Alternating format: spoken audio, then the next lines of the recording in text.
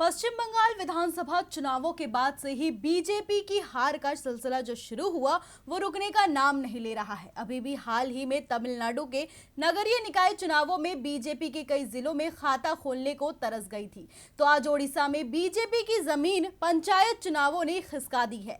राज्य की जिला पंचायत में 851 सीटों पर हुए चुनावों में आज परिणाम सामने आया है, जिसमें बीजेपी को कड़ी हार मिली है।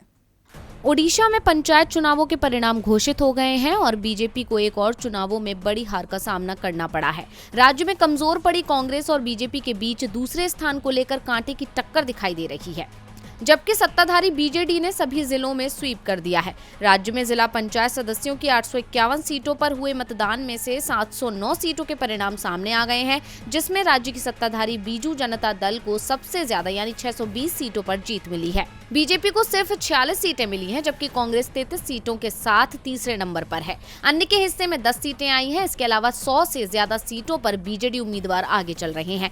चुनावों में सबसे ज्यादा नुकसान बीजेपी को हुआ है। 2007 में बीजेपी को इनमें से 306 सीटों पर जीत मिली थी, लेकिन 5 साल बाद ही पार्टी 50 के आंकड़े तक भी मुश्किल से पहुंचती दिख रही है।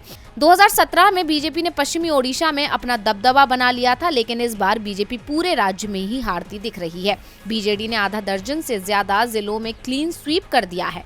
मयूरगंज और कालाहांडी में भी बीजेपी अपने गढ़ में ही बुरी तरह से हार गई है। 2017 में मयूरभंज में बीजेपी को 49 और कालाहांडी में 33 सीटों पर जीत मिली थी, लेकिन इस बार यहां बीजेपी 5 सीटों के अंदर ही सिमटती दिख रही है। बीजेडी की इस जीत को राज्य सरकार की लोक लुभावन योजनाओं की जीत माना जा रहा है।